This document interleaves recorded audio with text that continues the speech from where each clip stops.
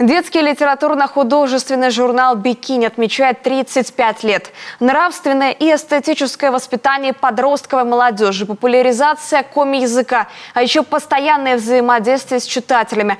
Вот основные постулаты одного из самых популярных детских финно-угорских изданий. В честь юбилея коми-журнал совершил коллаборацию с всероссийским детским журналом «Мурзилка». Что из этого вышло, знает Евгения Кладкевич.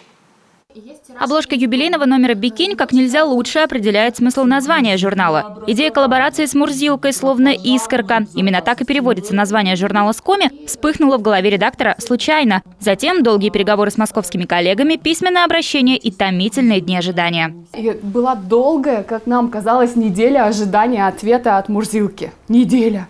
Правда, ты просыпаешься и думаешь, а если откажут?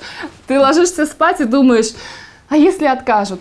И план «Б» был придуман, на всякий случай, потому что время-то оно идет, месяц не такой длинный, как кажется. За 35 лет, за вот эти вот юбилеи, маленькие, большие, уже много что было нарисовано. И с тортом, и с шарами, и с друзьями, да? То есть чем бы удивить читателя, особенно в сегодняшнее время, когда маленьких детей сложно удивить, они уже все там в своих интернетах увидели, да? В итоге «Мурзилка» предложение о сотрудничестве принимает. Воплотить идею соглашается коми-художник, заслуженный работник республики Геннадий Шарипков.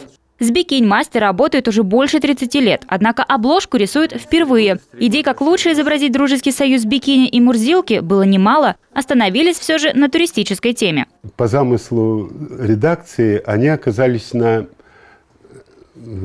Маньпупунёре. Вот.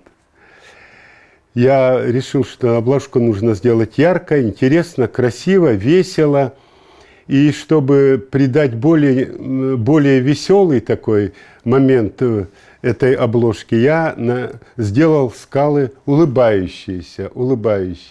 Это допускается, когда изображается веселое радостное событие, допускаются некоторые вольности. История детского литературно-художественного журнала «Бикинь» началась в 1986 году. Выпускаемый на коми-языке для детей дошкольного и младшего возраста журнал направлен на эстетическое и нравственное воспитание. В содержании журнала рассказы и стихи коми-писателей, сказки, пословицы и поговорки. Информация, связанная с историей и культурой коми-края. Выходит журнал ежемесячно. Наполнение номера в честь 35-летия под стать юбилейной тематике. С днем рождения «Бикинь» поздравляет глава коми Владимир Уйба, министр образования и молодежной политики Наталья Якимова, председатель Союза писателей коми Елена Козлова. Особого внимания заслуживает поздравление от «Мурзилки». Теплые и добрые слова редакторы журнала подкрепили и видеооткрыткой. Дорогой «Бикинь», мне и всей редакции журнала «Мурзилка» приятно быть частью твоего 35-летия. Приятно осознавать, что мы с тобой делаем одно общее и очень важное дело.